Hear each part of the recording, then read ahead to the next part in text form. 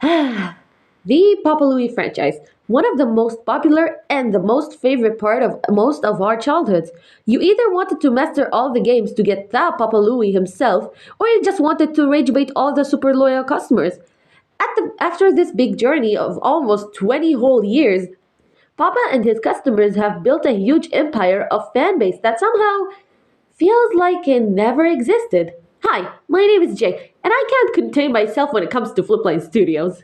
If you are unfamiliar, Flipline Studios is an indie game brand made by two long best friends, Matt Neff and Tony Solari, launched on November 6th of 2006.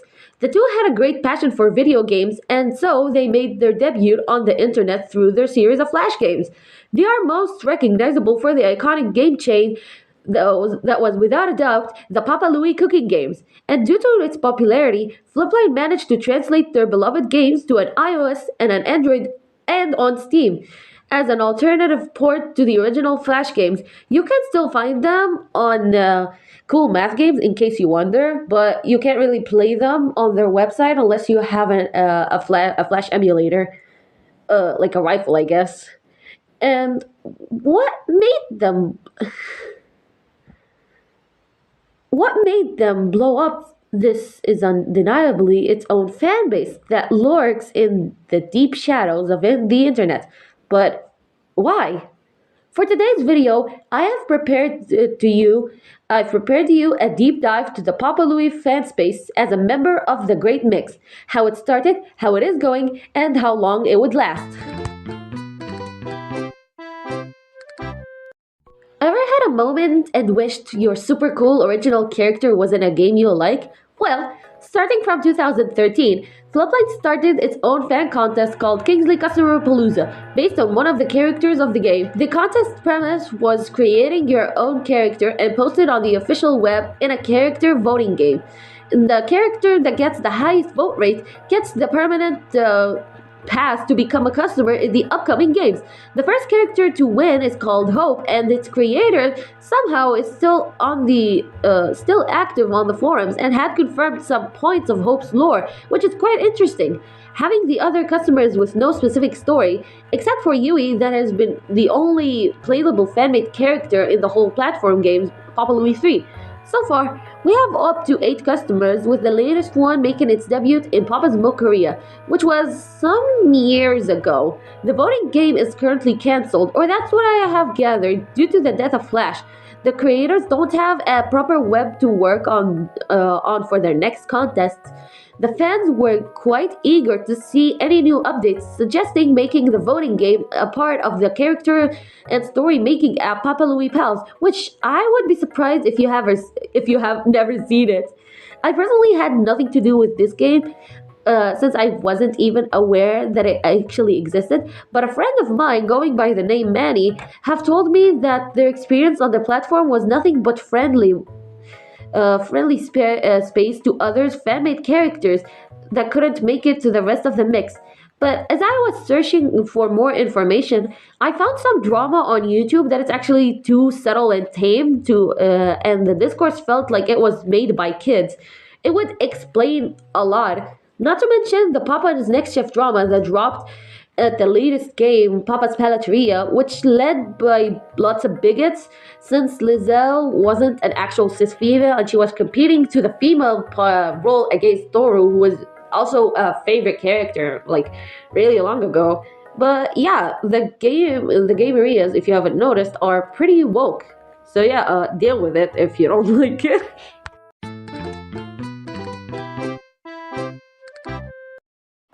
Just like any other fan space, Flipline had its own share of fan content, and since the fandom is small, there's probably no drama or bad people, right? Right?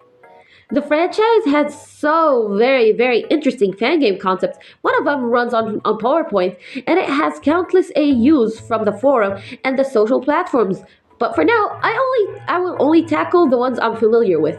One of the more popular fan AUs is Papa's Cannibalia by Awful Cartoons for Awful Kids, which had been accused of being problematic, but that was allegedly.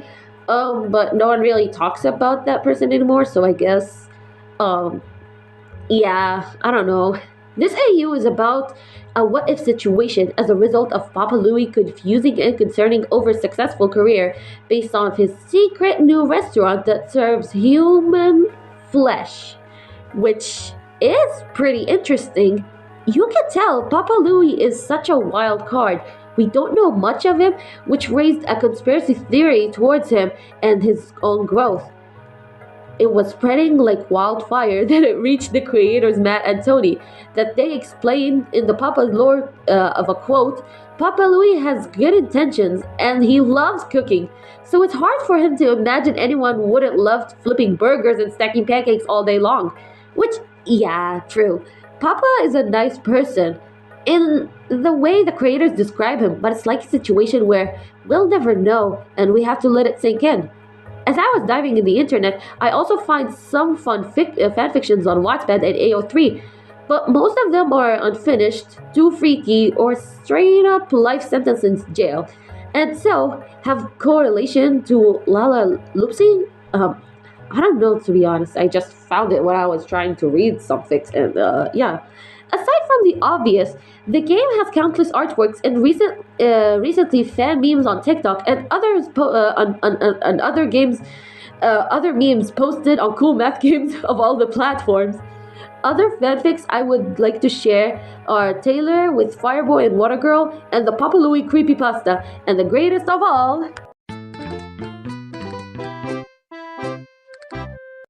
in case you don't know, Danganronpa is a multimedia franchise of people getting trapped in an odd place, and they have to participate in a killing game to get out.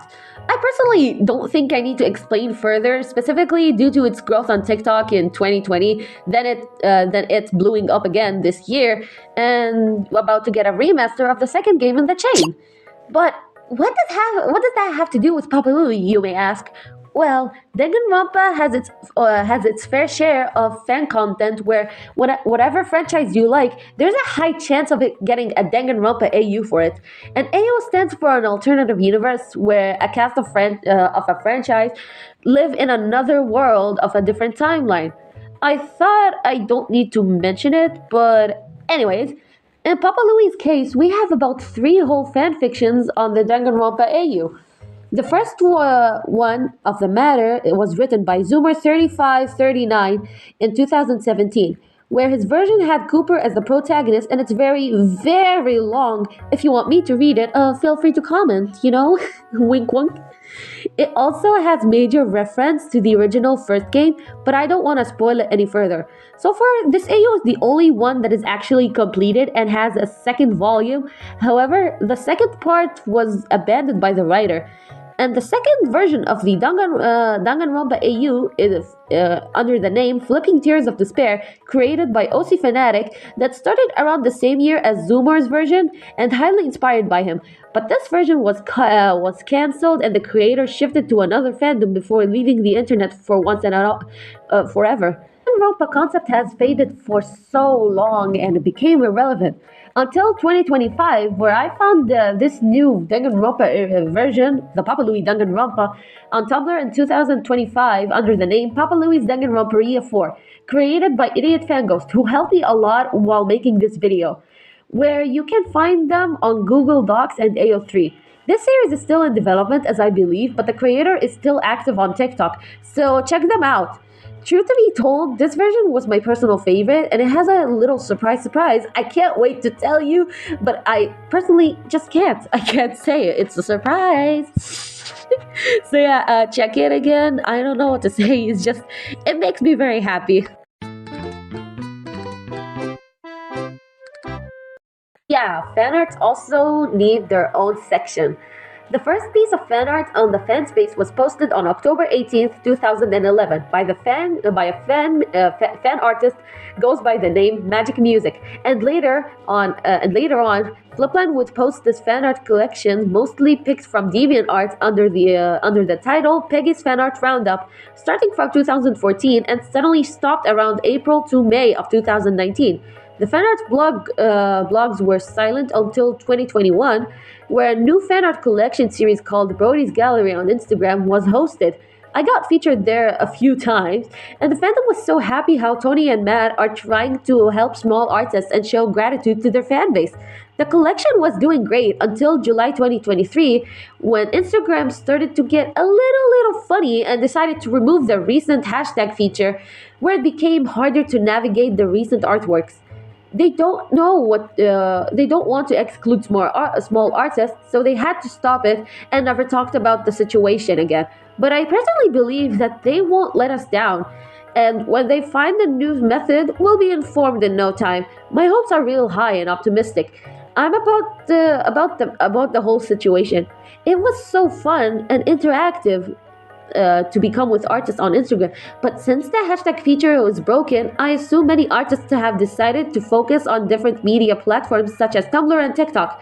Another issue was following among the fandom is art theft, which I have nothing to do with it yet, but I've heard a lot of it. There's been an individual reposting artworks to the other about from other artists on Twitter and allegedly crediting them. However, that person didn't even ask for permission, which frustrated a lot of artists, and that person seemed to have a bad reputation.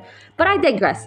I understand the disappointment of the fandom since gaining attention on the internet is so hard, but they keep up. They keep forgetting that Fliplight Studios is ran only by two guys and an indie production. Indie productions have a hard time managing a lot of issues. Even when they slip, the space becomes wild and very unforgiving. Which brings us to our next segment.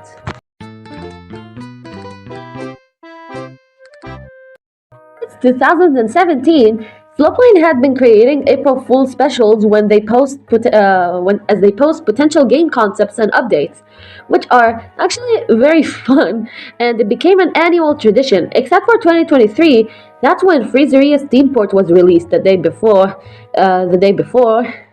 And during 2025, we had a problem as well that we couldn't do something they couldn't do something proper, which raised mad controversy.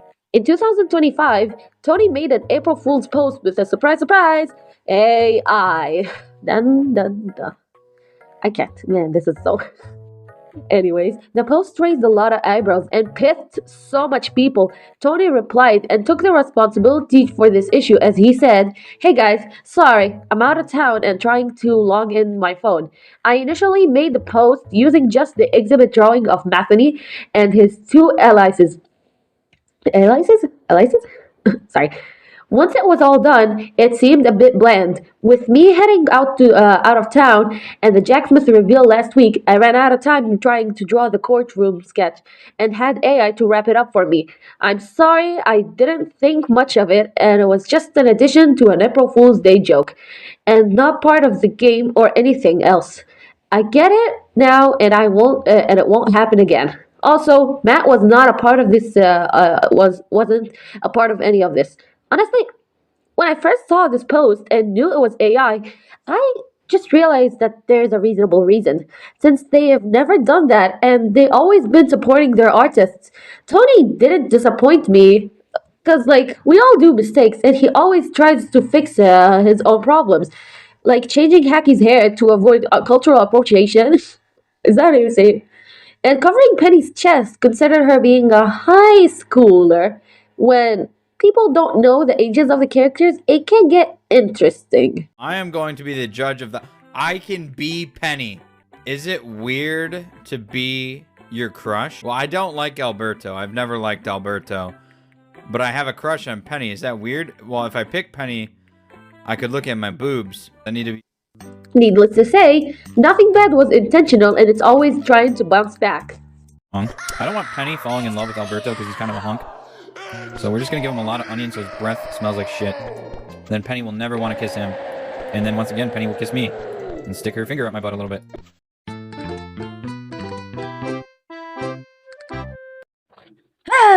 Wow. What can I say about the fanbase? It is the engine of the whole franchise. Since the game series, lore is overlooked by the average players. Us fanatics are the only people that can ramble about it for hours. Each character is given a special trait that makes them unique and lovable. The character's lore is explored through flip decks, official promo media, and slightly implied in games. Alas, it is never enough. In the Quinn Q&A, Tony and Matt confirmed that the customers were given not so sufficient information since they want the fans to make their own interpretation in context that any headcanon can be real, like the Vocaloid policy. Since the fandom is small, once you make your own interpretation, the rest would either adapt it like it's an official statement, or you might get slimed for having an unconventional mindset, even if you were ignorant about the consequences. For an example, agreeing on characters' nationality, such as Alberto being Brazilian, and having a popular opinion for a specific ship, like the non-canon Quinn and Tim. At the time I'm writing this, there isn't much going on. The fans on the fan site, but at the official media, they were the official. The creators have returned an old segment that holds world building called Expedition Munchmore, and new segments such as Nowtime News, which is a weekly blog features at least latest news all around the Flipverse with Duke Gotcha, weather and sport reports, and weekly scoops with Shannon. Sounds pretty neat, right? Currently, everything is pretty calm and it feels like a nursery where all the kids are asleep. Yeah. Yeah. Hey, is that a toy? The Friday Night Funkin' mod with Papa? Oh yeah, I remember it. It was pretty cool. Wait, no. No! No! Oh god. How did I forget about this? I don't know where to put this, but I found it very, very important. There's a bad person stealing from other artists, feeding their work to AI, and strips off the characters and posts them on Rule 34. You can't imagine the horrors. I witnessed, and there's a lot of manipulation just to get free art, which I find a little too ridiculous, other than non-sharing self-shippers, which also cause so much drama. Wacky little order. I was given some terrible news. Slipline has recently canonized Mo Joy as a couple. Hey, what? For those who don't know, Mo is my beloved. We first locked eyes during my time at Papa's Freezeria, and it was truly love at first sight. But heartbreakingly, Ninjoy, his arch nemesis. I don't believe I can talk about them all without the consent of the victims in each situation, but I think a little heads up is important to stay alarmed of the toxicity of the fanbase. It may that basically we have a very visible rot at the corner of Twitter. A positive thing I can say about the fandom that it can be united easily. They just need a little boost up. I once hosted an art collaboration for the 16th anniversary of Papa Louie, and let's say over 20 artists have joined from outside the platform I posted on. You know, I started on Instagram, and people from Reddit and Tumblr joined, and that was so crazy. Not to mention another challenge I made was the art challenge. You probably have seen it during the speedpaint. I don't know where I'm putting it, but yeah, this one was I made it about 3 to 4 years ago, and until now I can see people enjoying the video, the challenge I made. So yeah, it does make me happy at all.